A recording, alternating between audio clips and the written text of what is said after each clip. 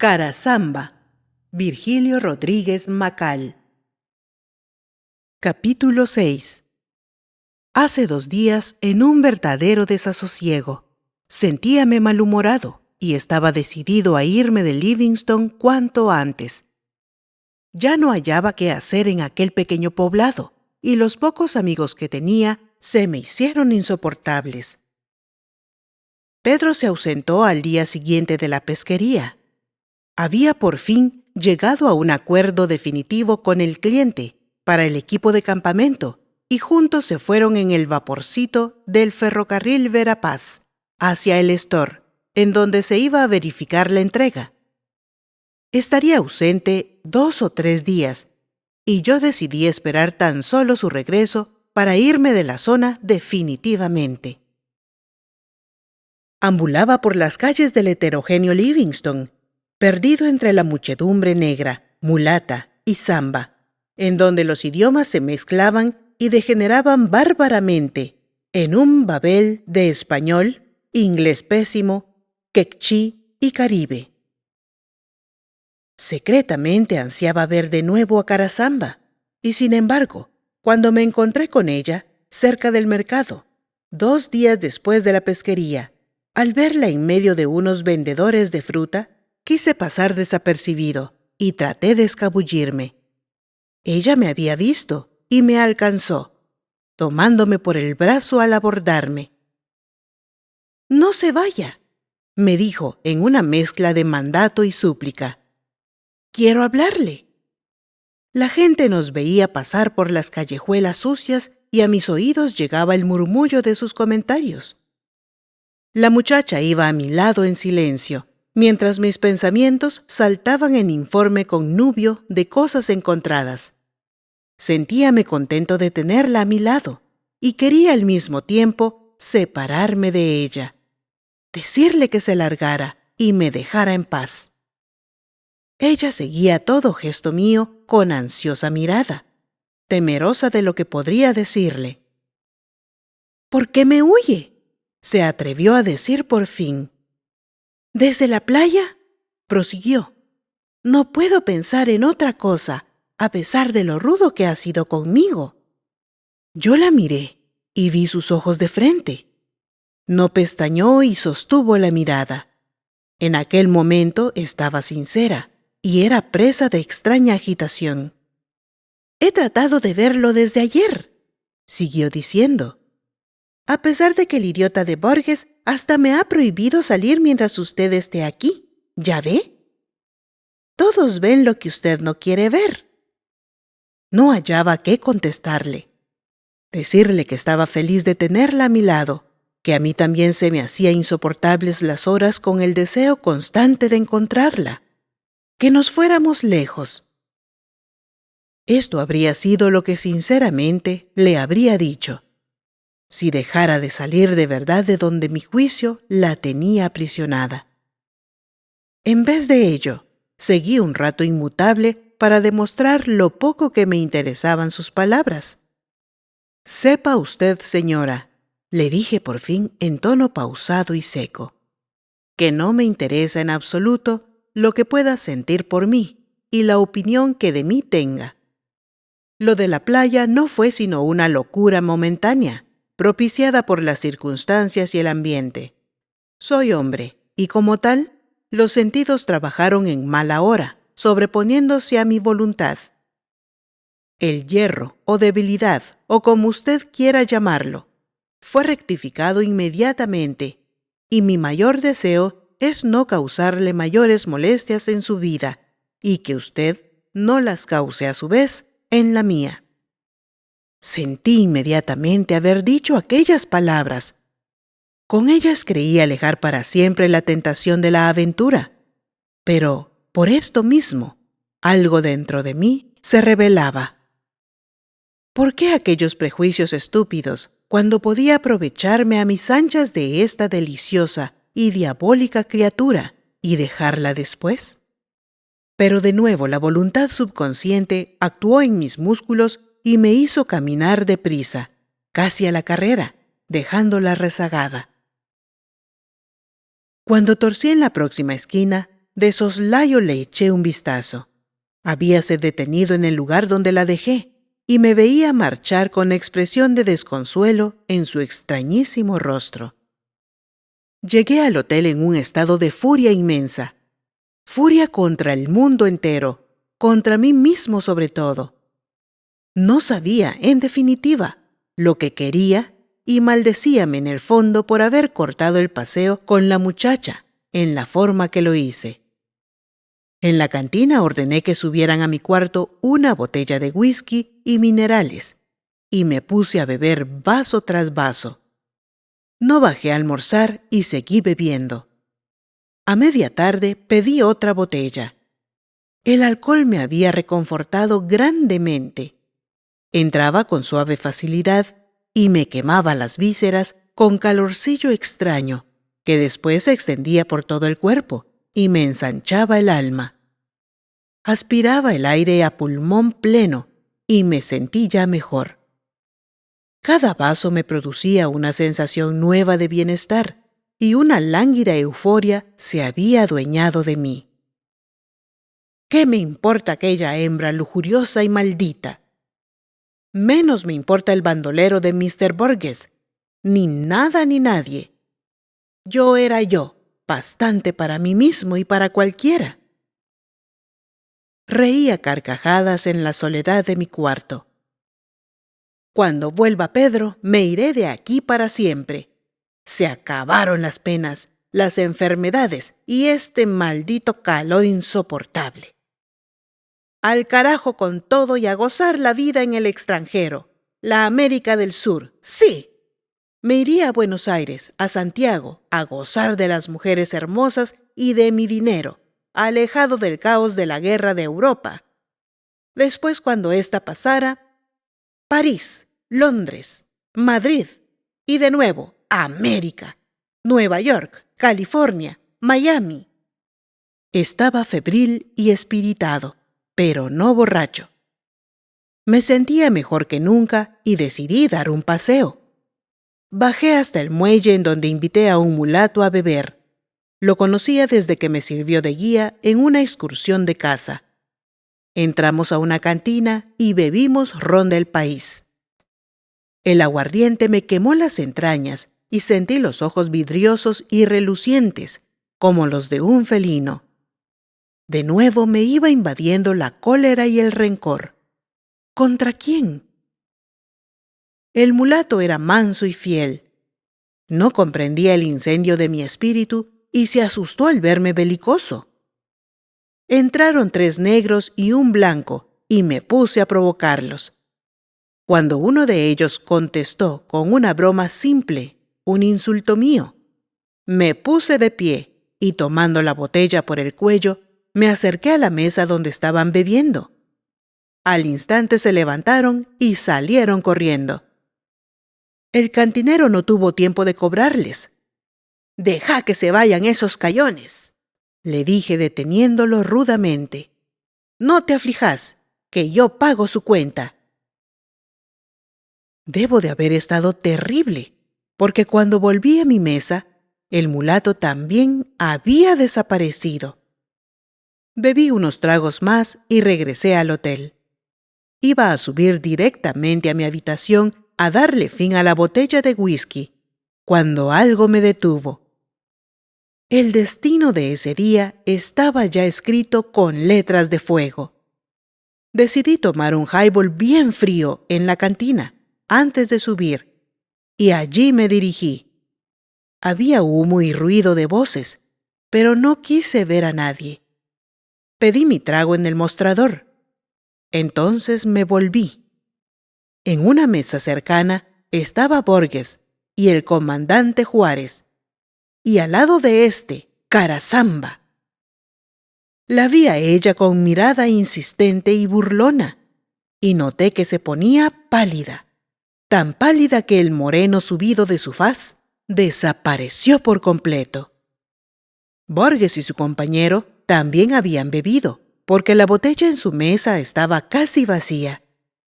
Pero no me preocupé de ellos mayormente, solo el tiempo suficiente para lanzarles una mirada despectiva y retadora.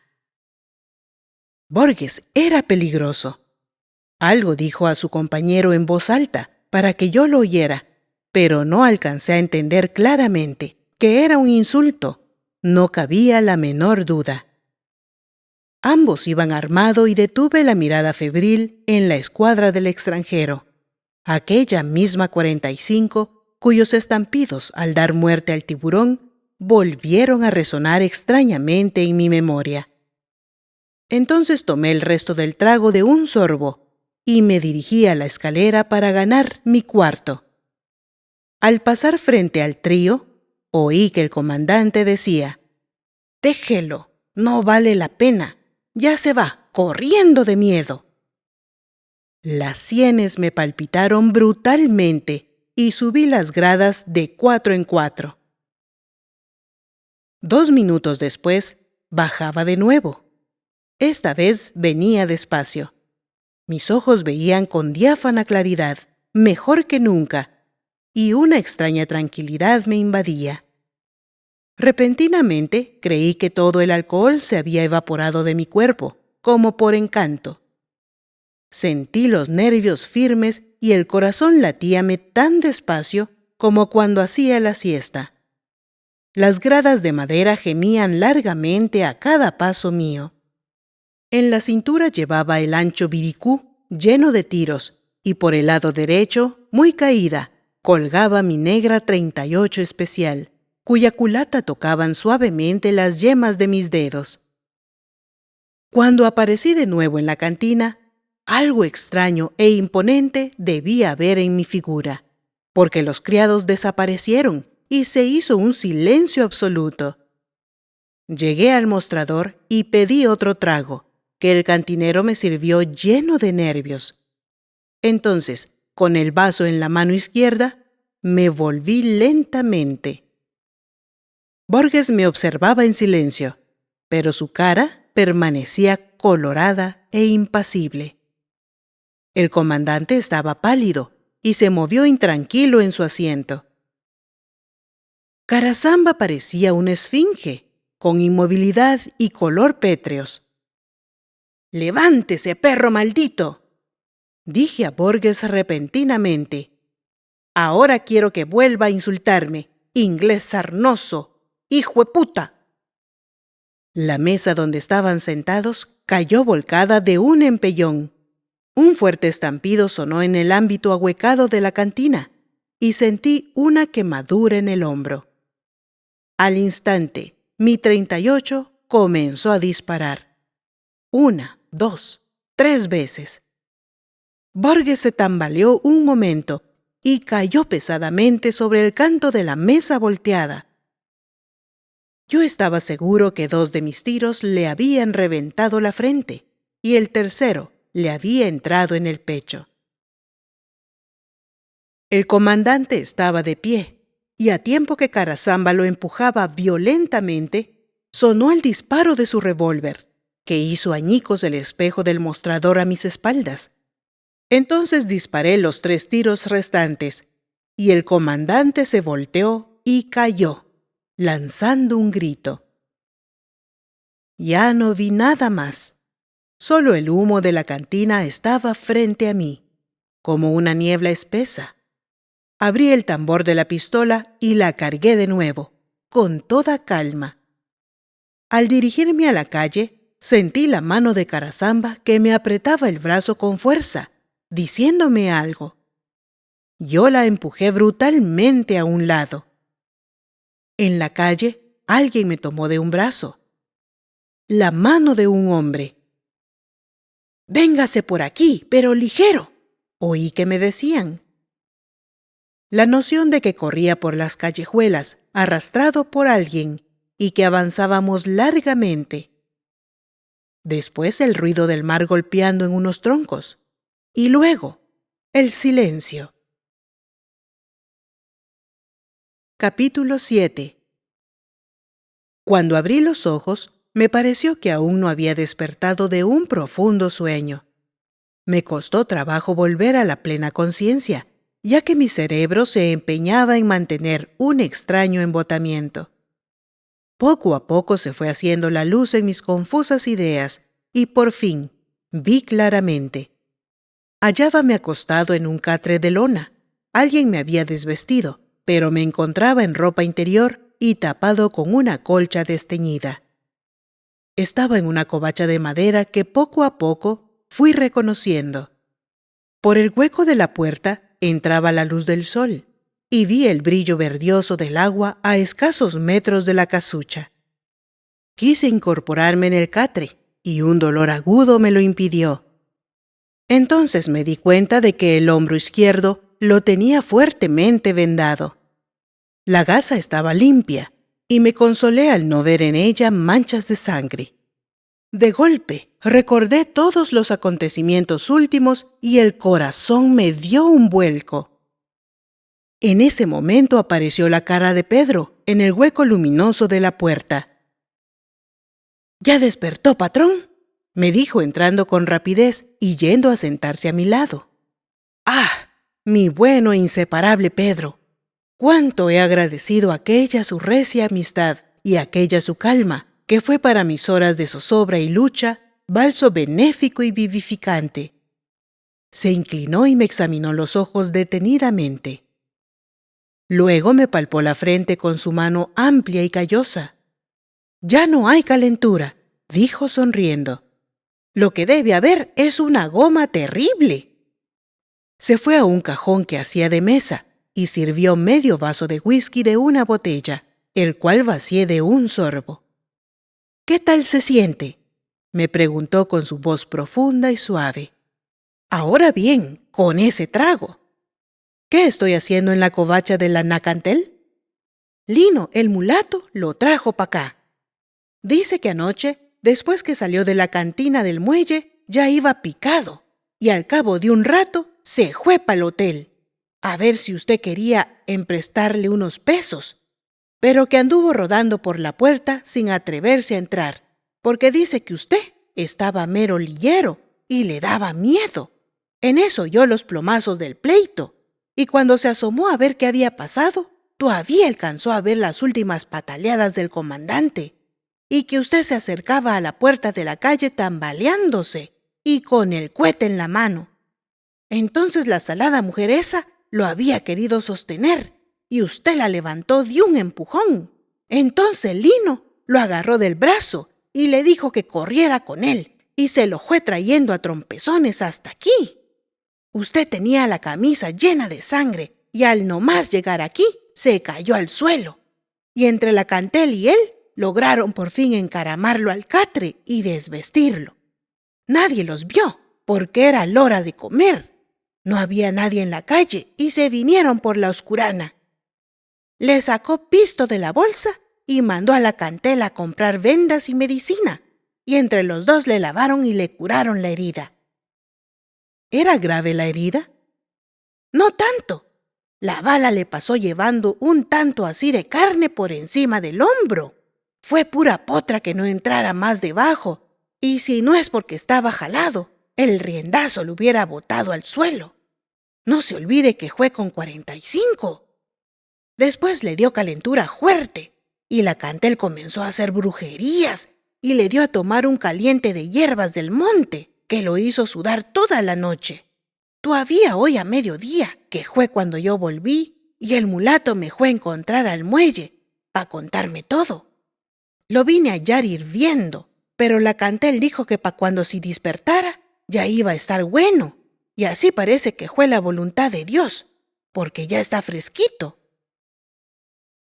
Y Pedro volvió a posar su mano sobre mi frente sudorosa. A pesar de la herida y de la pérdida de sangre, me sentía bien. Quise levantarme, mas Pedro no me dejó. «Quédese acostado un poco más, siquiera hasta que coma. Ya no tardan en regresar el Lino y la Cantel, que los mandé a traer noticias y a comprar qué comer». Algo terrible se apretaba dentro de mi ser y me conminaba a no pensar en ello. Pedro no había hecho alusión alguna a lo que había sucedido en la cantina del hotel. Pedí otro trago y cuando lo hube tomado, me atreví a decir: «Lo de anoche fue culpa de ellos.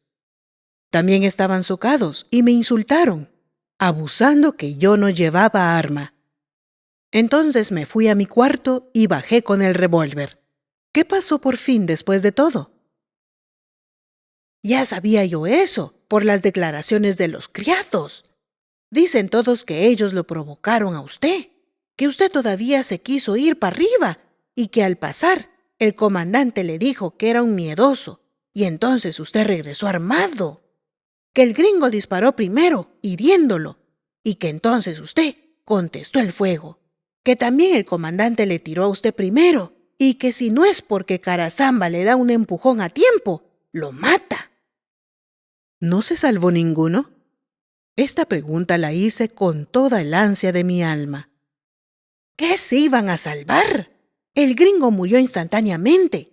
Tenía 2 plomazos en media frente, separados uno del otro media pulgada, y fueron los que le destaparon la cabeza. El otro se le metió en mitad del pecho, cuando ya iba disjunto de caída. El comandante aguantó vivo 5 minutos. Los 3 tiros le atravesaron el pecho y los pulmones. Pedro vio la palidez mortal que me invadió y me dio otro trago. Comprendió la tragedia tormentosa que se revolvía dentro de mi alma, de manera que tenía ya las manos manchadas de sangre. Yo, que siempre pasé a través de la vida dejando una estela de honradez y hombría de bien como la mejor huella de mis andanzas. Yo que fui educado en el seno de un hogar pacífico y modelo. Las lágrimas me brotaron cuando pensé en mi madre.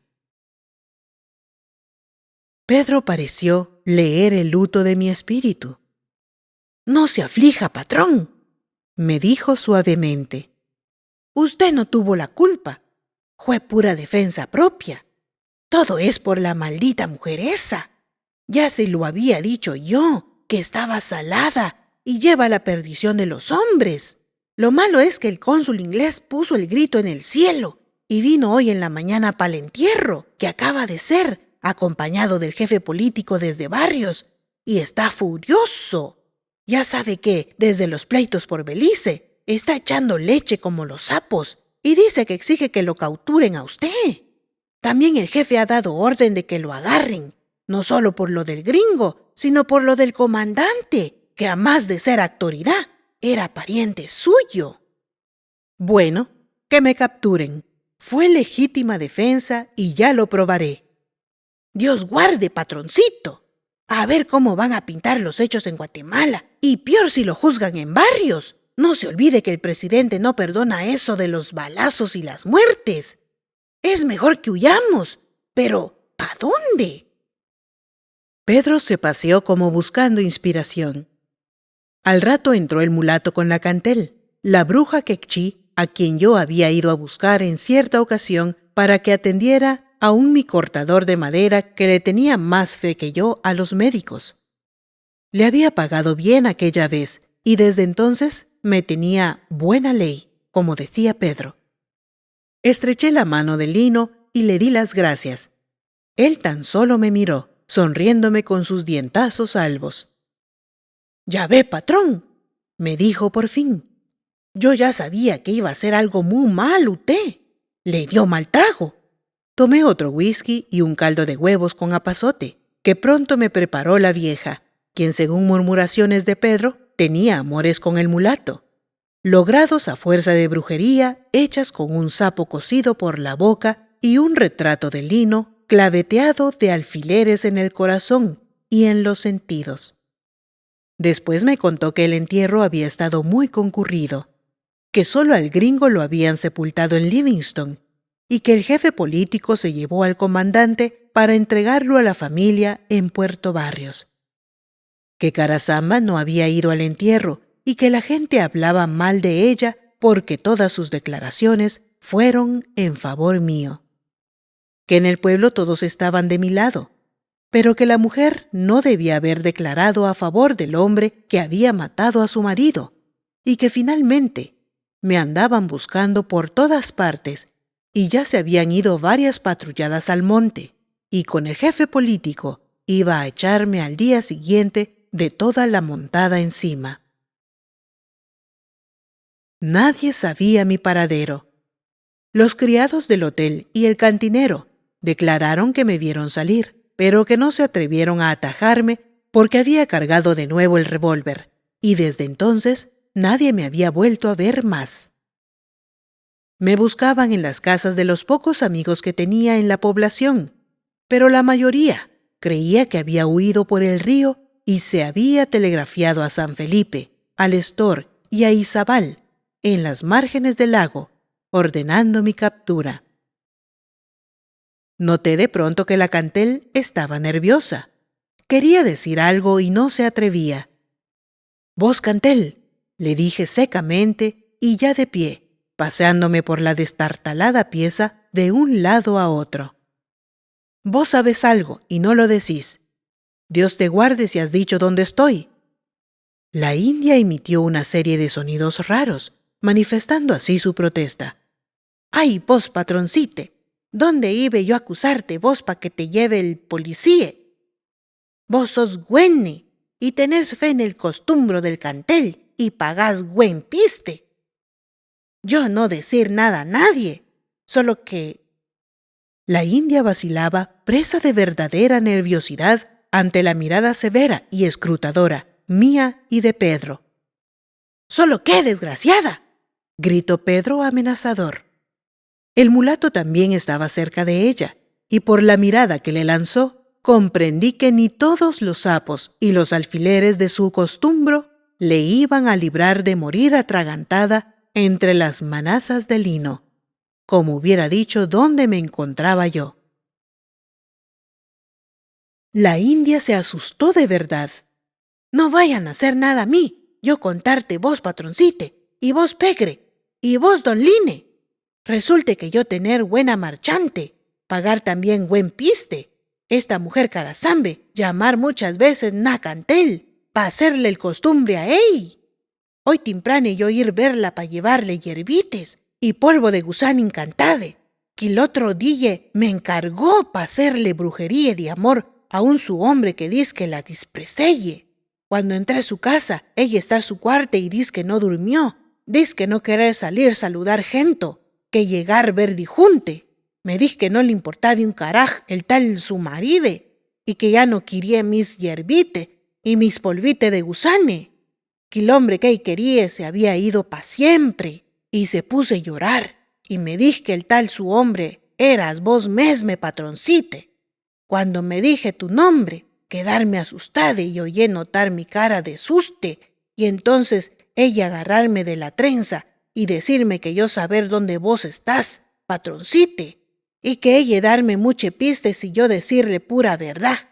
Me juró por los santos que no decir nada policía, y cuando yo le dije que sí sabía dónde estabas, pero que no decir, ella me dijo que pa' que yo viere que no querer hacer mal nadie, ella darme este papelite pa' vos, y si vos querés, vos contestés otro que yo le lleve después. La india se sacó del huipil un papel doblado en varios pliegos y me lo dio. Pedro se puso tras de mi hombro para leer también. Decía: «Por la Cantel he sabido que usted está por aquí cerca. Le ruego tener mucha prudencia, porque lo buscan por todas partes. Si me tiene confianza, contésteme inmediatamente. Yo tengo la lancha automóvil y un negro de todo fiar. Solo hay escape hacia México, por el Petén, ya que a Belice ni soñarlo, pues Borges era inglés y no suizo, como la gente creía. Y además, Belice devuelve a todo el que pasa sin papeles. Solo México es su salvación, y por el Petén puede llegar, usted que conoce bien las montañas. Le suplico con toda mi alma que confíe en mí. Si acepta mi ofrecimiento, dígame a dónde le mando la lancha esta misma noche, para que se vaya. Le pondré también provisiones y armas. Dios quiera que algún día perdone el daño que, sin querer, le he causado». Por varios minutos nos quedamos callados. Leí y releí el papel, y una emoción extraña me invadió. «No le haga caso», me dijo Pedro rabiosamente. «Y vos, india maldita, no salís de aquí hasta que nos vayamos. Pero yo seguía pensando. Repentinamente, algo se iluminó dentro de mí. Si era un lazo que me tendía para salir de mí también, como era su costumbre, y deseaba entregarme en manos de la ley, pensé que ya me había metido demasiado en la aventura y que al fin y al cabo, hasta sería una liberación y una solución rápida de mi problema. Tomé un lápiz, arranqué la hoja de un cuaderno de apuntes y escribí rápido y breve. Le decía que esperaba la lancha esa misma noche, a las 12 en punto en la playa, frente a la casa de Cantel. Capítulo 8. Cuando la india se fue, llevando el mensaje, Pedro me contempló en silencio, con una expresión indescifrable en su moreno semblante. Lino tan solo se sentó en un cajón y pidió permiso para tomarse un trago, sin comprender nada. Me recosté de nuevo en el catre y le dije a Pedro que cambiara mi vendaje y me echara más polvos de sulfa en la herida. Sentía algo de fiebre y quise dormir un rato. Unos minutos antes de las 12 llegó la lancha. Rato hacía que Pedro, el mulato y yo esperábamos ansiosamente. Era una noche oscura y nebulosa, y el mar estaba agitado. Por una parte, la oscuridad nos favorecía inmensamente, ya que en la noche clara nuestra escapada habría sido más difícil. Pero en el trópico, la ausencia de estrellas en el firmamento presagian lluvia y mal tiempo. Grandes nubes rojizas cruzaban velozmente, y el viento soplaba con fuerza, despeinando los cocales y las palmeras. En medio de la oscuridad envolvente veíamos los blancos rizos de las olas al encresparse cerca de la playa, frente a la casucha de la india Cantel. Pedro no había querido asomarse por las calles, temeroso de que lo apresaran a él para averiguar mi paradero, y por lo tanto habíamos decidido abandonar nuestro equipaje en el hotel, que por lo demás era bien escaso. Mi amigo tenía en el bolsillo el dinero de la venta del equipo de campamento y yo llevaba encima una suma regular, que era todo lo que poseía conmigo, ya que los pagos mayores los hacía siempre por medio de cheques. Por lo tanto, no teníamos otra impedimenta que la que llevábamos puesta, además de mi pistola y del cinturón lleno de tiros. La lancha llegó guiada por un negro viejo y silencioso, y atracó suavemente a la playa. No sin gran esfuerzo, ya que el hombre venía impulsándola a remos para no hacer ruido. Al instante vi que se trataba de una magnífica lancha automóvil Higgins, de último modelo y de 20 pies de largo. No pude distinguir nada más que a su ocupante y algunos bultos envueltos en pesadas lonas dentro de ella. Nos despedimos silenciosamente del mulato y de la india, y en el momento de separarme de ellos, le entregué a Lino 2 billetes de 20 quetzales cada uno. «Tomá», le dije, «para vos y la Cantel, para que se compren algo en nombre mío». A la india le relumbraron los ojos, pues ya su comercio y el trato con los blancos la habían hecho pistera. En cambio, en la cara del mulato solo pude ver tristeza, y en sus ojos, apagados como los del carnero, brilló la claridad de una lágrima. El negro de la lancha no habló hasta que estuvimos a bordo. «Ustedes colocarse aquí adelante, a mi lado. Los bultos ir detrás, tapados por si llueve. Usted, mister, poder ordenar lo que quiera al negro John. Y ahora, ayudarme con los remos». Al instante nos dio a cada uno un canalete de cayuco, y él comenzó a bogar con 2 largos remos. Pedro y yo lo ayudábamos lo mejor que nos era posible, y poco a poco la pesada lancha se fue alejando de la orilla. Minutos después, las borrosas figuras de Lino y la Cantel, paradas silenciosamente en la playa, fueron desapareciendo mientras yo iba contemplando cómo se esfumaban de mi vida aquellos seres que me fueron fieles y desinteresados en el momento más preciso. Amargamente pensé en mis amigos de la capital y de Xelajú, y en si ellos habrían sido capaces de hacer tanto y tan modestamente por mí como aquellas insignificantes sombras que apenas me habían conocido y que ya se iban confundiendo con la negrura de la playa. Allí quedaban aquellas almas sencillas para proseguir sus vidas al unísono, de diferentes razas ambas, pero que el trópico había unido sin ningún escrúpulo ni perjuicio. La del negro, rudimentaria y mansa como la de un perro, y la de la India, compleja y misteriosa, preservando su amor senil con un sapo cosido por la boca y un retrato claveteado de alfileres.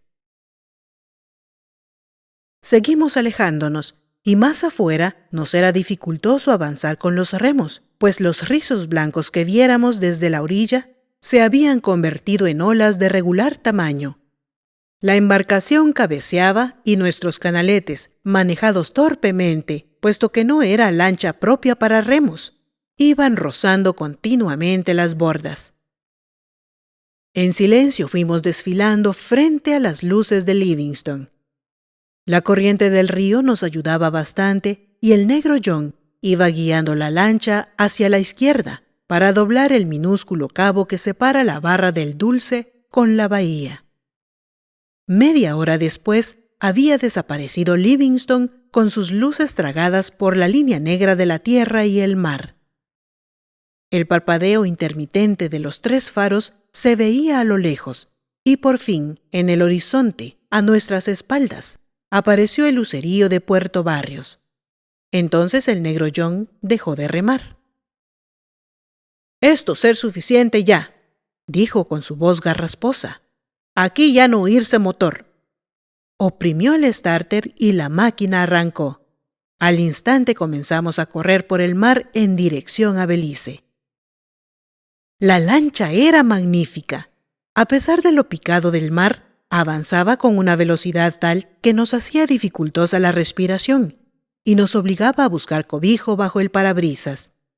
Saltaba como pescado sobre las crestas de las olas e iba dejando una estela turbulenta de extraña luminosidad. «Usted llevar timón un rato», me dijo el negro, cediéndome su asiento. «Seguir adelante, pero sin acercarse a la orilla». Por su manera de hablar, comprendí que era beliceño. Saltó sobre el asiento hacia la parte trasera, en donde desapareció tras los bultos. Yo aproveché para calmar mis nervios, oprimiendo el acelerador y haciendo volar la embarcación sobre las olas, ya que se habían violentado y castigaban la quilla y el casco con extraños golpes secos. De vez en cuando, la proa se cubría de espuma y una rociada de agua tibia nos caía encima. Al poco rato volvió el negro. Traía una bolsa de papel. «Ustedes comer y beber café», nos dijo, volviendo a ocupar su asiento ante el timón. Pedro y yo nos alegramos de encontrar dentro del paquete gran cantidad de sándwiches y un termo con café. Pronto vimos la oscura y alargada silueta de Punta Cocolí, y entonces la embarcación viró un tanto a la izquierda, enfilando en línea recta hacia la invisible barra del Sarstún. Nos maravillábamos del sentido de orientación del negro, cuyos ojos impasibles y apagados parecían traspasar la compacta oscuridad de la noche y el mar, como si en un día luminoso estuviera viendo fijamente su punto de destino. Comenzó a llover. Al principio, una llovizna que creíamos fuera la brisa del mar y las salpicaduras de la lancha, pero luego arreció, y los goterones macizos pronto nos rodearon en un manto blanquecino y espeso. El negro nos ofreció una gran lona, bajo la cual nos arrebujamos. ¿Cuánto tiempo duró aquella carrera sobre el mar, que se iba embraveciendo por momentos? Nunca pude precisarlo. Pero a pesar de las circunstancias, se me hizo corto. Yo calculé que corrimos a 45 kilómetros por hora, cuando menos. Repentinamente, la lancha comenzó a perder velocidad hasta quedar en marcha lenta. Enfrente veíamos grandes masas de negrura y la cercana tierra más negra aún. Una claridad tenue fue esparciéndose poco a poco, como una inmensa luciérnaga que flotara sobre las aguas frente a nosotros, y comprendimos que era la boca de un río anchísimo. Pronto, la lancha comenzó a cabecear peligrosamente, pero siempre avanzando con lentitud. El negro, a quien yo llamaba Mr. John, iba incorporado en el asiento y manteníase pendiente de su maniobra. Se veía que iba cruzando un paso difícil y peligroso.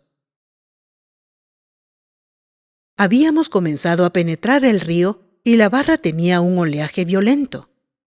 Apareció la sombra de una isla y pasamos casi rozándola.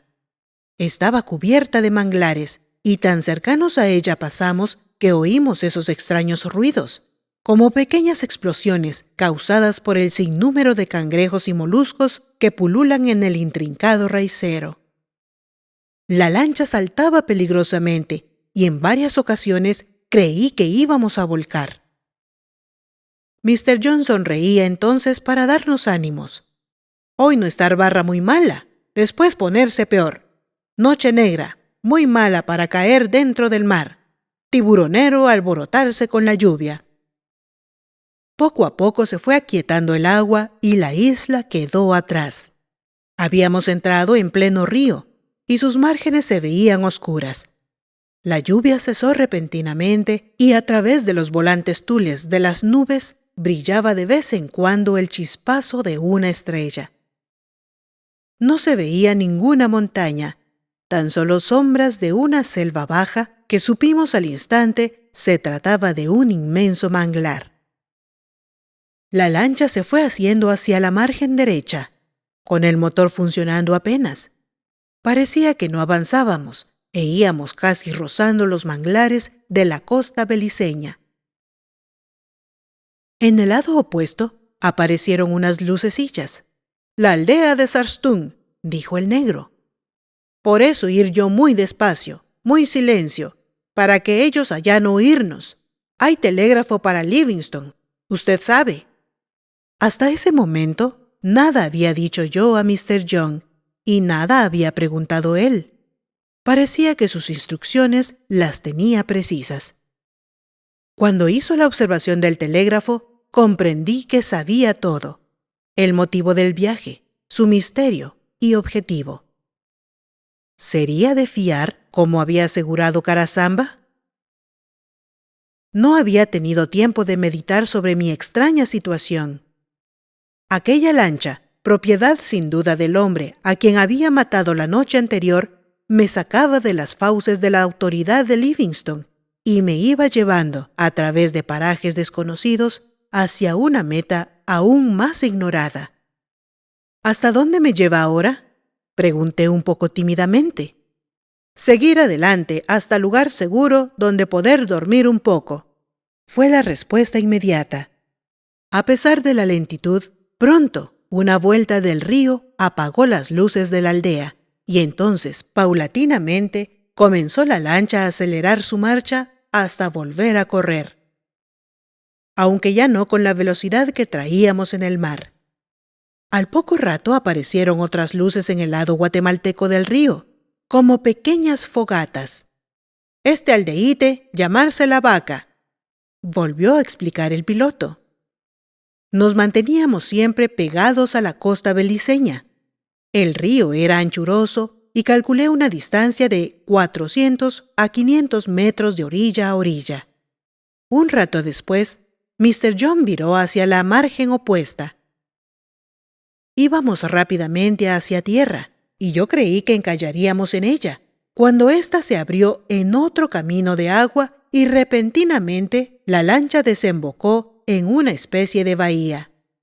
Acabábamos de entrar en ella a través de 2 lenguas de tierra que la separaban del río. La atravesamos y el negro disminuyó la marcha hasta que la proa encalló con suavidad en la arena. «Aquí poder dormir tranquilos», nos dijo. «Este lugar llamarse Laguna Grande. No más poblados con telégrafo, hacia adelante. Ustedes dormir en este asiento, yo ir dormirme a popa». Luego de haberse ido hacia la parte trasera de la lancha, regresó con 2 gruesos ponchos y nos dejó solos. Pedro se durmió rápidamente y yo aún vi el nacimiento de las estrellas que la noche iba soltando a la deriva con las nubes. La lancha se mecía lánguidamente y uno que otro zancudo me obligaba a manotear el aire. La herida del hombro comenzó a dolerme un poco y tomé una aspirina con un trago de café. Más tarde oí los gritos de un león monero en el fondo de la montaña y un tecolote cantó muy cerca de la lancha. De vez en cuando sonaba un golpe seco sobre el agua, casi con la intensidad de un disparo. Era el lagarto que atontaba peces a coletazos. Después me quedé dormido. Capítulo 9. Ya el sol estaba alto cuando desperté la mañana siguiente. Un olor irritante me hizo estornudar, y entonces me incorporé con el suave asiento de la lancha y estiré mis encogidos hombros. Pronto vi que lo que me molestó mi olfato era la densa humareda que salía de una hoguera que en la orilla alimentaban Pedro y Mr. John. Eché un vistazo a mi alrededor, y el paisaje no podía ser más bello.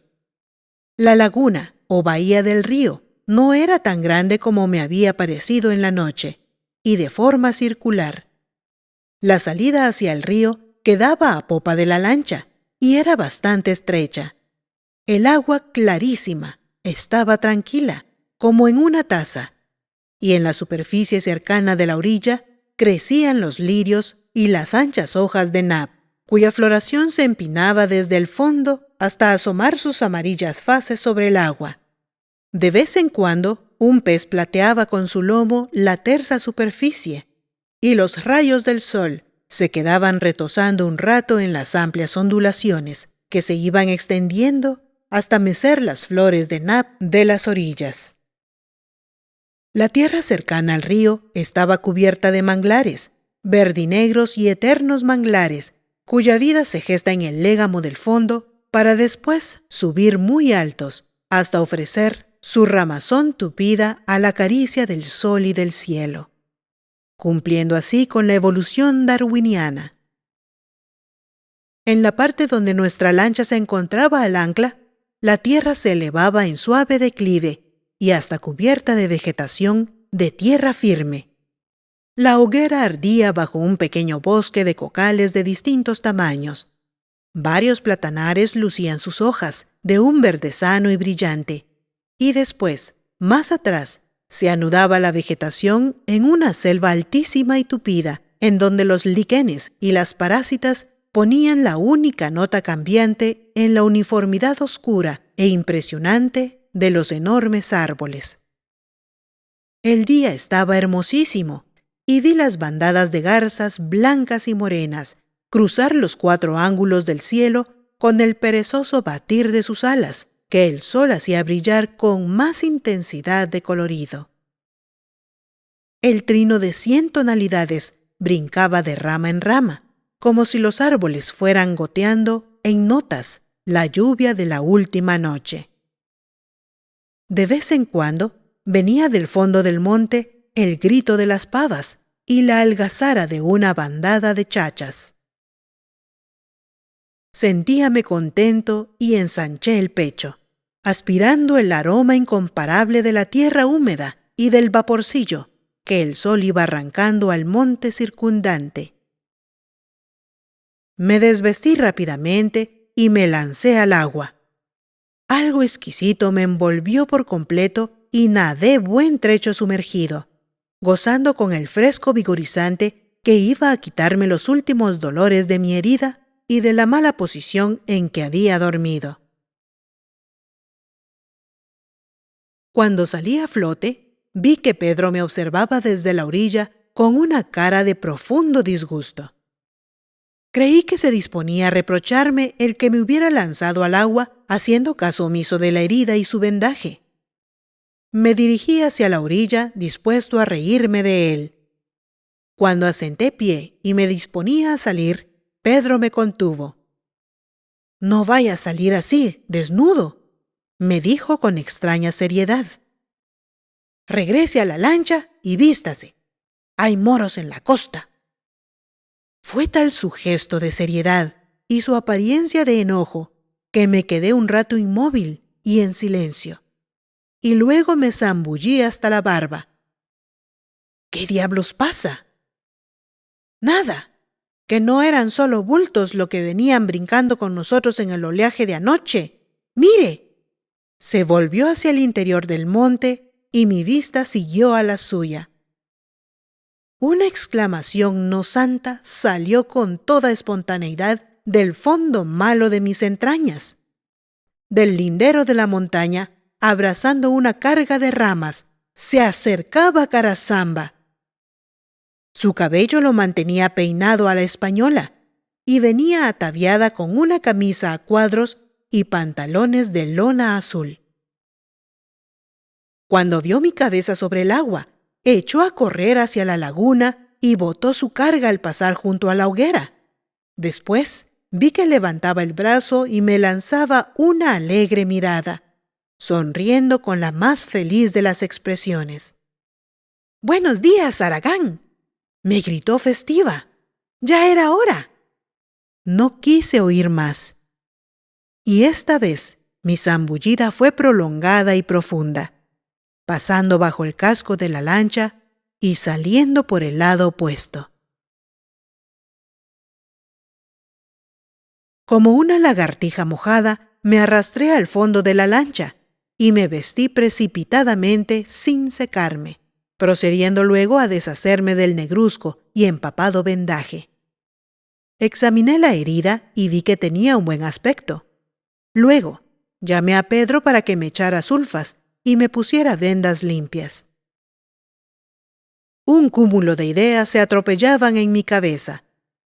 No sabía qué pensar y menos qué hacer. Confieso que, al primer instante, la vista de Carasamba me produjo una alegría inmensa. Luego, ésta se fue enfriando, y mientras Pedro, en silencio, maniobraba en mi hombro lesionado, yo miraba hacia el bosque de cocales en donde Mr. John y Carasamba extendían una serie de platos y preparaban el desayuno. ¿Qué diablos había venido a hacer esa mujer asociada con un par de fugitivos? ¿Qué se proponía con acompañarme?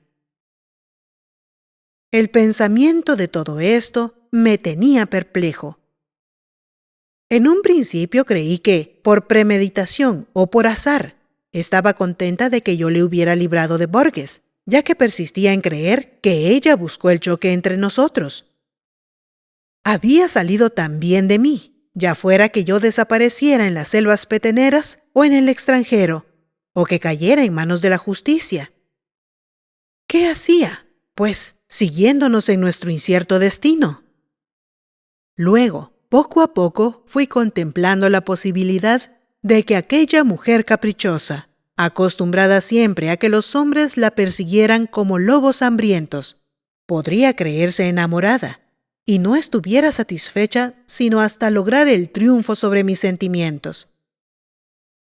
Por vez primera en su vida se había encontrado con alguien que no solo no la perseguía ni la asediaba, sino que le mostraba la indiferencia y el desdén más amplios. Y eso no podía ser cierto. No debía quedar así.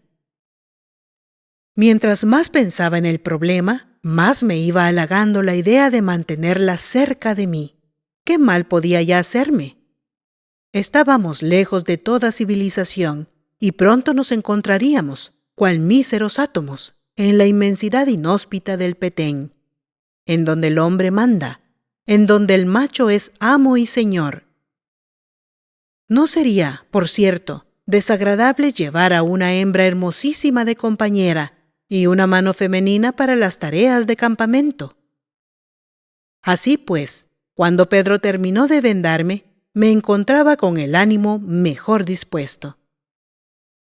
«No te aflijas así», le dije a mi amigo. «La cosa no es tan mala como te la figuras. No te olvides que si no es por ella, a estas horas ya nos habrían pescado en Livingston. También nos queda el recurso de mandarla de vuelta con Mr. John en la lancha, tan pronto nos dejen el Petén. Pedro parecía mohíno y cabizbajo. Carasamba se dio cuenta de mi buen humor y estuvo encantadora mientras desayunamos y apagamos la fogata. Después, embarcamos de nuevo y saliendo al río, seguimos su curso hacia el nacimiento. Durante toda aquella mañana, fuimos remontando la corriente del ancho río a buen andar de la lancha. Pronto comenzó a estrecharse y sus márgenes se fueron juntando. La lancha tuvo que caminar más deprisa para contrarrestar la correntada, que se hacía por momentos más fuerte. Las orillas ya no estaban cubiertas de manglares, sino que éstos habían cedido su lugar a los altos camalotes, las pacayas y guaznayes, y más adentro, la selva impenetrable. Veíanse por doquier árboles enormes de caoba y ceibas gigantes en donde los monos zaraguates parecían inmóviles panales negros secándose al sol. Las pavadas y paujiles volaban de una margen a otra, y las bandadas de huacas comenzaron a incendiar las ramas de los voladores. Yo iba en la parte trasera de la lancha, tendido cómodamente sobre los bultos, y a mi lado, sin apartarse un instante, permanecía siempre la muchacha. Reía y conversaba con la tranquilidad de quien se encuentra en una excursión de recreo, y me mostraba, alborozada, los grupos de monos y los pájaros extraños que íbamos encontrando. De uno de los cajones que iban tapados, sacó un rifle 22 automático, otro calibre 300 Savage, también automático, y una escopeta 16. Me explicó qué fue lo que pudo traer, además de machetes y 2 pistolas.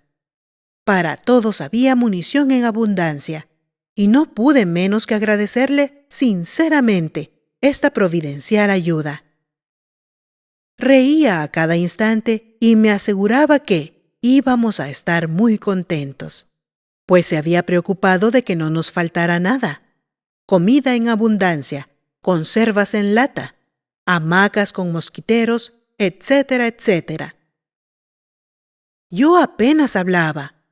Con el pretexto de contemplar el paisaje, permanecía mudo y absorto la mayor parte del tiempo, ya que Pedro iba en el asiento de adelante con Mr. John. Hasta ese momento, nada habíamos dicho ni comentado sobre sucesos trágicos que motivaron el viaje, ni ella había hecho alusión alguna a nada, ni siquiera a la forma en que se escondió en la lancha. Ojalá le haga a usted tan buen tiempo al regreso como el de ahora, dije de pronto, después de un buen rato de silencio. Y será más cómodo, ya que no tendrá que venir agachada y oculta bajo las lonas. Fue la ruptura del temido fuego. Ella pareció meditar bien su respuesta. No sé de qué regreso me habla. No pienso regresar nunca, por este camino, por lo menos. Sus palabras fueron dichas en voz baja, pero enérgicas, en un tono que no admitía réplica. No pensará atravesar todas las montañas para volver por tierra, insistí yo. Otra pausa. No sé por dónde regresaré. Eso lo dejo a su entera decisión. Por donde usted regrese, por ahí lo haré yo también. No pudo haberse expresado con más franqueza y claridad. Ahora fui yo quien guardó silencio. ¿De manera que usted pretende seguir conmigo y con Pedro a donde nosotros vayamos? Sí, esa es mi decisión. Pero qué absurda. Mire, señora, sea usted razonable. ¿Se da cuenta de que nosotros nos internaremos por las selvas, por los suampos y las sabanas tórridas, ahora que comienza el verano? ¿Se ha puesto a pensar en los peligros y las privaciones que tendremos que afrontar? ¿Se da cuenta de lo que significa hacerse cómplice de un prófugo? Ya demasiado se ha comprometido con este viaje al Sarstún, y tendrá que explicar su desaparición de Livingston el mismo día en que enterraron a Mr. Borges, ¿no? Usted regresará con el negro John tan pronto como la navegación del río se imposibilite. Nada tiene que venir haciendo conmigo en estas soledades. Y conste que yo le advertí que se apartara de mi camino. Ya ve, solo desgracias le he ocasionado. No me dejó continuar. Suavemente me puso una mano sobre la boca, callándome.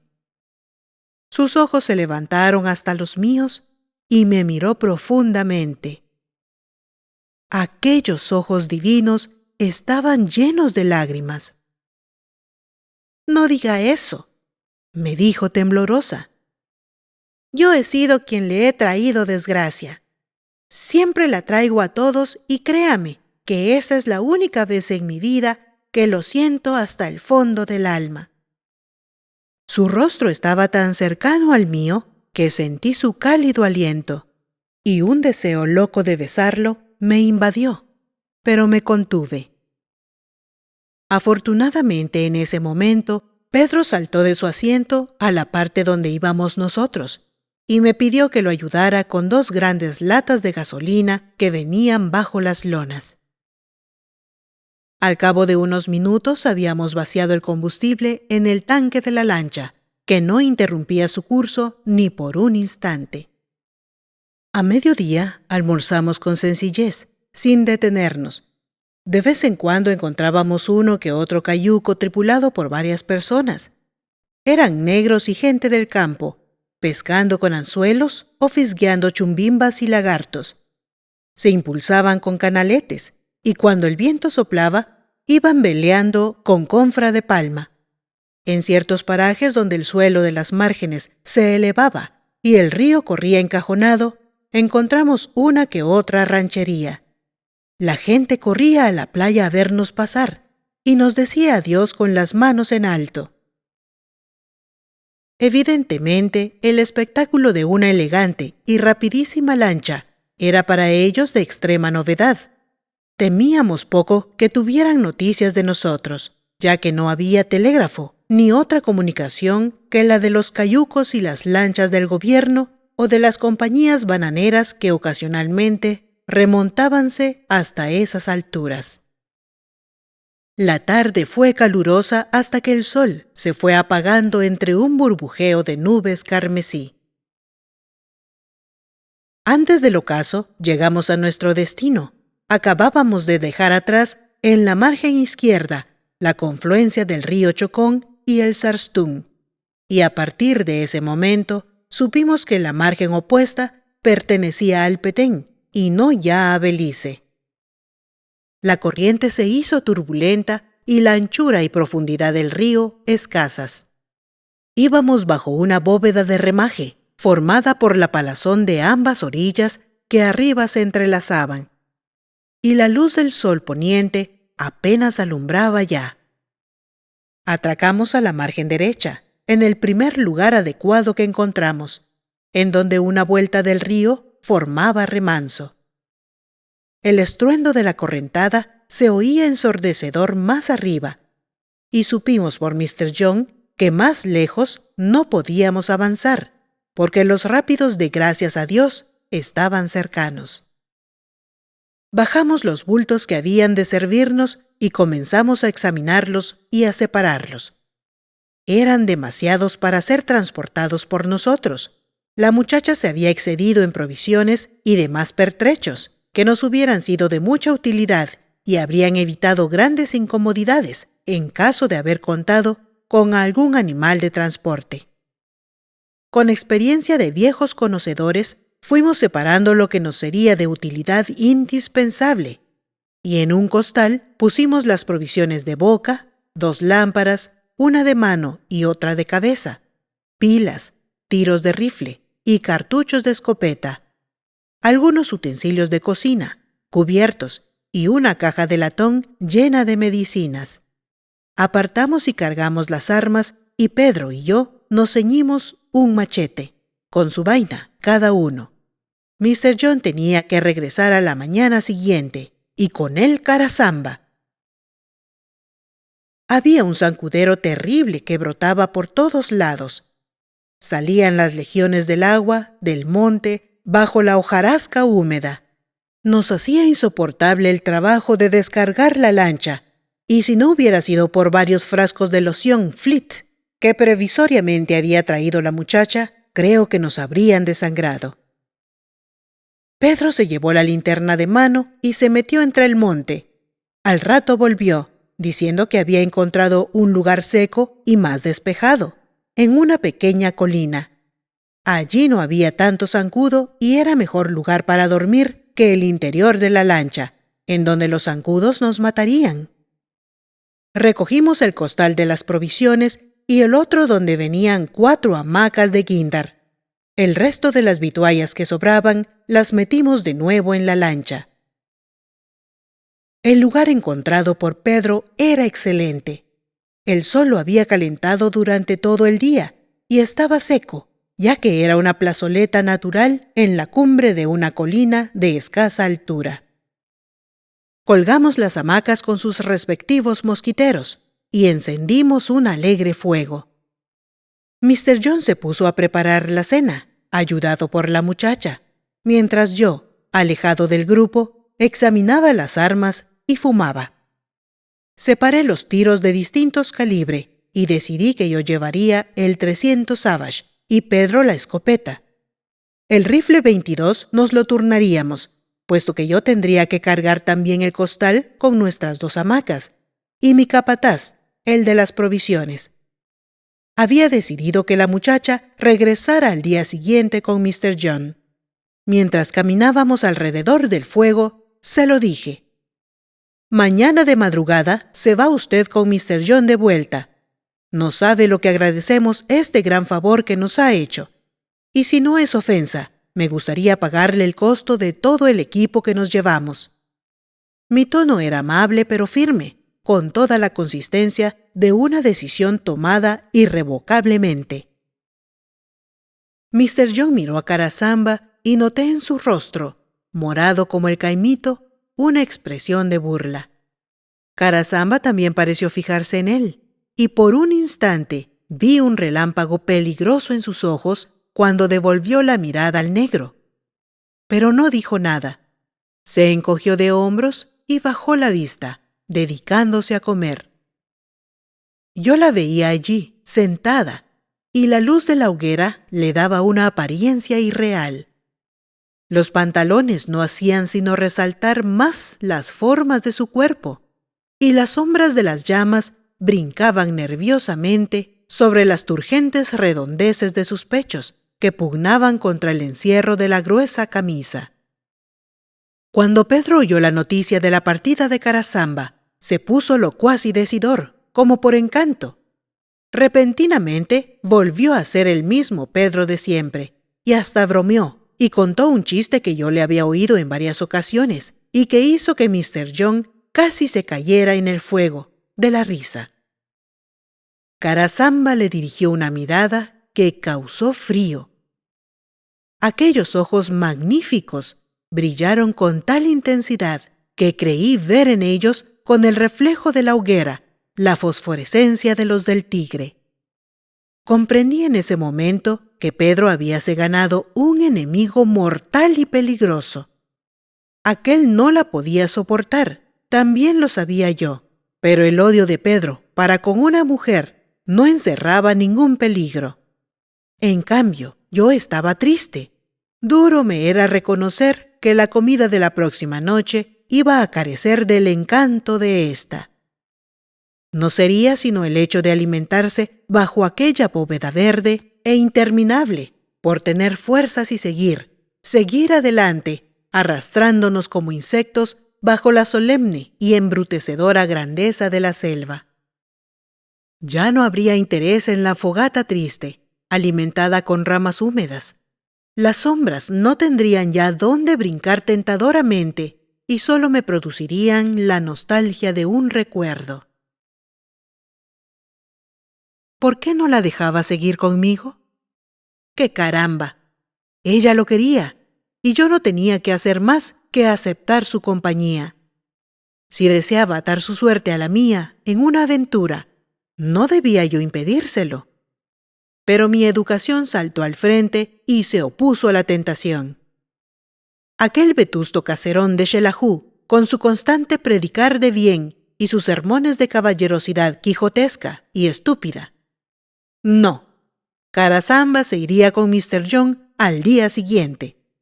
No quise prolongar más mi tortura hablando de nuevo con la muchacha. Al finalizar la cena con el café hervido, le di las buenas noches. «Me voy a acostar», le dije. «Esta herida me molesta aún un poco.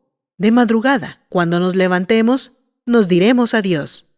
Usted seguirá su camino de azul y espuma, y nosotros el nuestro, de opresión y verdor». Me extrañó, sí, que no contestara nada. Se limitó a sacar un llamante palo de la hoguera para encender un cigarro y se alejó con Mr. John. Pedro y yo nos retiramos y tomamos un trago de whisky antes de sepultarnos en nuestras hamacas, cunas volátiles en donde el trópico mece el sueño trágico de los caminantes de la selva. Algo me despertó repentinamente. Fue un ruido de explosión y al instante salté al suelo con el revólver en la mano. Vi que la hamaca de Pedro se balanceaba también y entonces oí con claridad. El ruido venía del río y era el motor de la lancha. Tomando la linterna, me lancé a la carrera hacia el lugar donde habíamos desembarcado y todavía llegué a tiempo para ver que la lancha iba ya en plena corriente. Me metí en el río hasta las rodillas y comencé a gritar: «¡Mr. John! ¡Mr. John! ¿Qué sucede?». Por toda respuesta, el motor rugió con más potencia y el reflector de proa se encendió, aventando un chorro de luz sobre la espuma del río. Luego la lancha partió veloz como un tiburón a favor de la corriente. Me quedé parado entre el río por unos minutos, sin comprender. Cuando la embarcación iba a desaparecer tras la primera vuelta, oí la voz del negro John que gritaba, dominando el estruendo del motor: «Goodbye, mister. Good luck». Regresé despacio al campamento y no comprendía aún con claridad qué había pasado. Inexplicablemente, sentí como si me hubieran aliviado de un peso opresor. Me acerqué a la hamaca donde dormía la muchacha y levanté el velo de su mosquitero. Estaba boca abajo y parecía dormir, con el pelo suelto sobre sus desnudos hombros. Alumbré con la linterna para ver y efectivamente dormía, y la luz me mostró en toda su belleza aquel cuerpo medio desnudo. La luz tembló cuando vi el nacimiento de un pecho. Me tenía oprimido contra la hamaca. Entonces, repentinamente, se volvió, y sus ojos, muy abiertos, me miraron irónicos y sonrientes.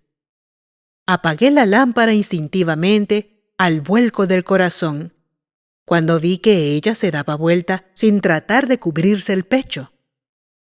Me quedé callado y rígido como un estúpido, y por fin las palabras me brotaron. «Se fue Mr. John, se llevó la lancha», dije balbuciente. «No, ¿de veras? ¡Qué lástima! ¿No le dije, pues, que el negro era de fiar?». Volvió a ponerse boca abajo. «Buenas noches. Déjeme dormir. ¿Quiere?». Y cuando me alejaba torpemente hacia mi hamaca, oí su risa suave, ahogada entre la ropa.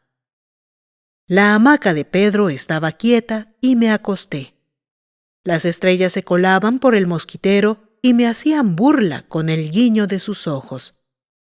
A lo lejos sonó el impresionante grito de una molluza y lo oí varias veces antes de quedar dormido. Capítulo 10. El tercer día nos sorprendió ya bien adentrados en la selva, aunque habíamos avanzado muy poco en la ruta que nos trazamos. El día estaba gris y la penumbra en el suelo de la selva era tan intensa como si todo lo viéramos a través de un grueso cristal verde y negro. Nuestras primeras jornadas no fueron tan pesadas, a pesar de que el estorbo de la impedimenta nos obligaba a hacer frecuentes saltos en la marcha. Lo que más nos torturaba eran las nubes de zancudos. Había lugares en donde el suelo, cubierto de un cerojo húmedo y podrido, hervía a nuestro paso con escuadrillas enteras de ellos. Eran negros y azulados, y picaban a través de la ropa. La loción Fleet era lo único que los alejaba, hasta que el constante sudar la limpiaba de la piel, y entonces teníamos que untarnos de nuevo. Muchas veces nos vimos obligados a ponernos las chumpas de cuero para evitar las picaduras en la espalda, lo cual nos producía un intenso calor. La muchacha marchaba entre nosotros, siempre animosa y alegre. Ella llevaba el riflito 22, ya que nosotros no quisimos que nos ayudara con la carga pesada. Habíamos decidido seguir rumbo noreste. Pedro no conocía la región, pero para él las selvas peteneras eran su hogar y su vivienda. Todas son iguales, nos decía para darnos confianza. Seguiremos rumbeando en esta dirección hasta el río Santa Isabel. De allí todo será en conseguirnos un cayuco. Si no, construiremos una balsa y nos botamos a la corriente. Nuestro plan era llegar por el río Santa Isabel al Cancuén y de este al Pasión. Ya en él seguiríamos su curso sin tener que desembarcar más. Procuraríamos viajar la mayor parte del tiempo de noche, para pasar las aldeas ribereñas a oscuras, hasta que el Pasión, por fin, nos arrojara a las aguas del gran Usumacinta. Allí estaríamos salvos. Seguiríamos su curso largo trecho hasta llegar a la aldea de Orizaba, sobre su margen izquierda, ya en territorio mexicano. De ahí pensábamos seguir a caballo o como fuera, hasta la pequeña ciudad chiapaneca de San Cristóbal, de donde partía una buena carretera para el centro de México. Calculábamos que el viaje total hasta Orizaba nos llevaría un mes o mes y medio, tomando en cuenta la sinuosidad de los ríos, sus rápidos y la cautela con que tendríamos que viajar. Nuestro principio había sido muy animoso, del lugar donde nos dejó el negro John hasta el punto del río Santa Isabel, a donde nos proponíamos llegar. Habían unos 50 kilómetros escasos, pero la dificultad estaba en seguir la línea recta.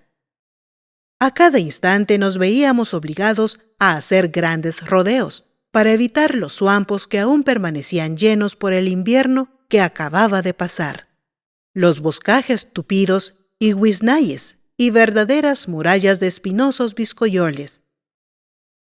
Carasamba trataba de hacerse perdonar de mí la jugarreta que nos hizo con Mr. John y la lancha para poder seguir con nosotros, ya que con Pedro ni siquiera se molestaba en cruzar una palabra, cosa que no podía ser más del agrado de aquel, quien cuando quería hacerle una indicación me decía: «Dígale a la señora que tenga cuidado, que no se acerque mucho a la orilla de los suampos porque se puede hundir.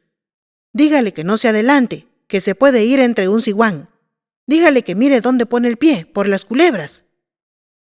Ella oía y seguía sus indicaciones, y así, aquella forma de conversación indirecta, la aprovechaban ambos para proseguir alimentando su mutua antipatía. Mi intención era regresar a Carasamba en la primera oportunidad, en donde pudiera enviarla sin peligro a un poblado importante, para que le fuera posible seguir una ruta segura hasta un campo de aterrizaje de la Compañía Nacional de Aviación, aunque reconocía que, hasta el momento, solo de ayuda nos había servido, puesto que era ella la que preparaba la comida y la que arreglaba el campamento nocturno en condiciones de relativa comodidad. Habíame propuesto que las relaciones entre ambos no fueran sino una camaradería forzada, ya que nos había obligado a aceptar su compañía. Ella, sin embargo, no se apartaba de mí ni un solo instante. Si yo me detenía para tomar aliento y me dejaba caer sobre el costal de las hamacas, se sentaba a mi lado y me ofrecía agua de su cantimplora y encendía un cigarro, que luego me lo entregaba, húmedo de sus labios. Era una tentación constante tenerla siempre junto a mí, y diabólicamente se proponía hacerme lo más intolerable aquella situación. Cuando descansábamos, se tendía con languidez y con cualquier pretexto juntaba su cuerpo tanto al mío que tenía que retirarme cautelosamente. En cierta ocasión, cuando Pedro marchaba delante, abriendo camino con el machete a través de una cortina de lianas y bejucos, ella se detuvo. «No aguanto los zancudos en la espalda. Écheme flit, ¿quiere?» Sin esperar mi respuesta, se puso frente a mí y en un segundo se sacó la camisa y quedó desnuda, ofreciéndome la espalda. Con mano temblorosa comencé a untar el flit, sintiendo una corriente de fuego por mis venas al contacto de aquel cuerpo duro y palpitante. «No me eche solo allí, también por los lados, así». Y tomando mi mano impregnada de loción, se la pasó por los costados y la subió tanto que por un instante palpé la dura redondez de un pecho. Las sienes me palpitaron brutalmente y retiré la mano, como si me hubiera espinado. Ella se rió y se puso de nuevo la camisa, dándome las gracias. Mucho rato anduve tras ella en silencio, tratando de recobrarme de aquella maléfica emoción. Por las noches guindaba su hamaca lo más apartado de las nuestras, y yo lo atribuía a que deseaba completa independencia en esos momentos, o que nos concedía unas horas para que conversáramos libremente. La selva manteníase siempre igual. Ni por un instante encontramos un lugar despejado. Los inmensos árboles apretaban su ramazón a muchos pies sobre nosotros y solo nos dejaba caer sus innumerables bejucos cubiertos de musgos verdiosos y grises. Rara vez lográbamos una avara vislumbre del cielo a través de un clarito en el follaje, y por él añorábamos el sol. Luego, durante todo el día, silencio y más silencio. Tan solo por las mañanas muy temprano oíamos el canto de las chachas, el silbar profundo de la perdiz andariega y la impertinente flauta de las pavas. Después, la selva parecía dormir un sueño de muerte, tan solo interrumpido por el constante gotear de los árboles y el traquido quejumbroso de las ramas que al extinguirse dejaban más silencio en el bosque, como si un quejido siniestro brotara del alma de aquellos árboles condenados a una inmovilidad de siglos y quedara flotando la expectación angustiosa del próximo. Nada desagradable nos había acontecido y los seres vivos permanecían invariablemente ocultos. Solo zancudos y arañas, enormes y peludas, que trepaban por los troncos o se escondían bajo las hojas. De vez en cuando, un pajarillo piaba por las altas ramas, y eso era todo. Si hubiéramos tenido que alimentarnos de la caza, habríamos perecido de inanición. En la tarde del tercer día, llegamos a la orilla del río Santa Isabel. ¡Qué alegría invadió nuestros espíritus cuando logramos ver el cielo! Jamás me parecieron tan bellos los celajes vespertinos como aquella tarde, en que se reflejaron en el agua verdiosa del pequeño afluente del Cancuén. Era un río de 80 varas de ancho, pero de corriente tranquila.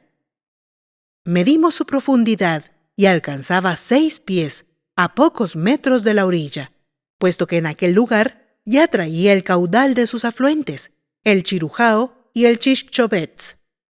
En la parte donde llegamos a él, la selva se cortaba de pronto para dar paso al cauce del río. La margen opuesta estaba cubierta de camalotes, y los esbeltos guarumos retrataban la silueta en la luz desfalleciente.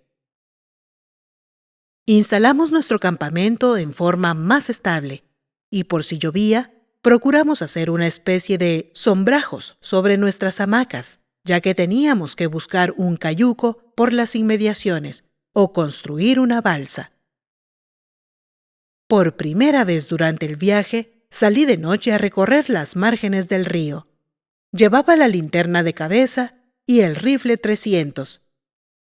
Estaba oscurísimo, a pesar de la luna nueva que brillaba como retazo de uña luminosa entre millares de estrellas. Me abrí paso entre la maleza que bordeaba el río, y a cada lamparazo veía sobre el agua el ojo colorado de los lagartos, como la brasa de un puro encendido que flotara en la corriente. Habría recorrido unos 100 kilómetros cuando algo hizo ruido frente a mí. Alumbré al instante, a tiempo de ver que un animal alargado trataba de escurrirse al río. Disparé y el animal se quedó inmóvil. Era un hermosísimo perro de agua, el cual llevé alborozado al campamento. Al día siguiente, de madrugada, Pedro nos dejó solos. Se fue, llevándose la escopeta y provisiones, pues iba en procura de un cayuco. Confiaba encontrar alguna aldea en las márgenes de Santa Isabel y llevaba dinero para comprarlo. Aquel día fue de prueba para mí. Cuando Carasamba se vio a solas conmigo, centuplicáronse sus ánimos y sus encantos. Quiso bañarse, y yo la previne contra los lagartos. Estúpido de mí. No importa, me dije al instante. Yo me tiro al agua y usted me cuida desde la orilla con el rifle. ¿Quiere? Y aunque yo no hubiera querido, oí al poco rato que el agua se abría dándole paso a su cuerpo, y me gritó para que me acercara. ¡Venga! ¡Traiga el rifle! Me fui acercando a la orilla, temeroso de lo que podía ver. Y allí estaba ella, a media corriente. A través del agua veía su cuerpo, moreno y desnudo, y como la miraba con mucha insistencia, ella chapoteaba el agua y la visión tentadora se desvanecía entre la blanca espuma. Cuando se disponía a salir, me alejé de allí, sin que ella me lo pidiera, y me fui a sentar lejos del campamento. Al regresar ya estaba vestida y de un humor excelente. El día pasó torturante de deseos. Caía la tarde y Pedro no volvía. Entró la noche, cenamos abundantemente, hasta un trozo de perro de agua que Pedro, antes de irse, había ahumado. Mi amigo no volvió. En silencio me fui a recostar a la hamaca, dejando a la muchacha junto al fuego, fumando un cigarro. Tendido sobre los ponchos, me puse a meditar. ¿Qué era lo que me alejaba de aquella mujer? ¿Por qué algo instintivo me impedía apoderarme de ella, estrujarla y arrebatarle todo el tesoro de su cuerpo incomparable? Algo se agitaba dentro de mí, produciéndome angustia.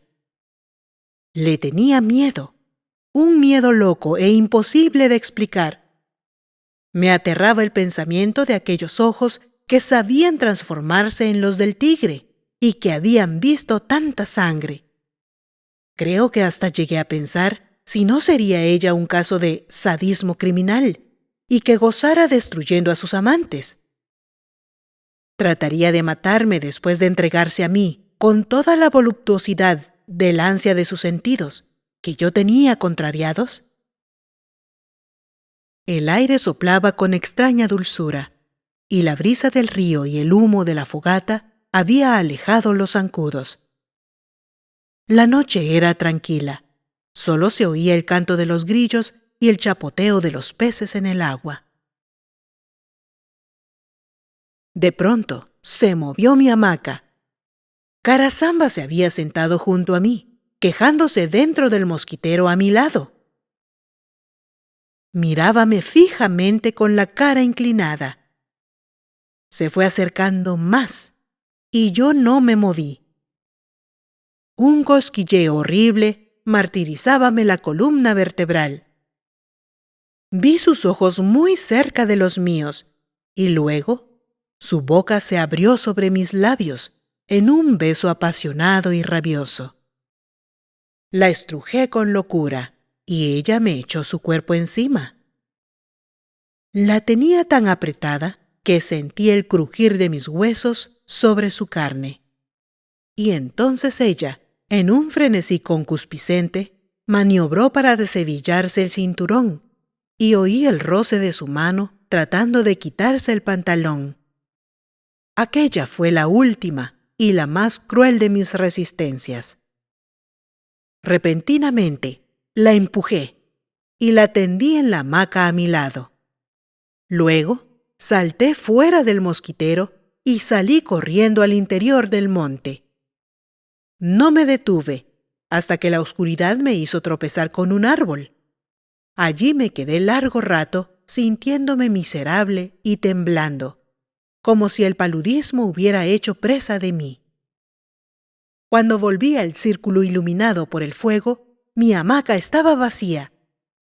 En la suya, Carasamba sollozaba calladamente.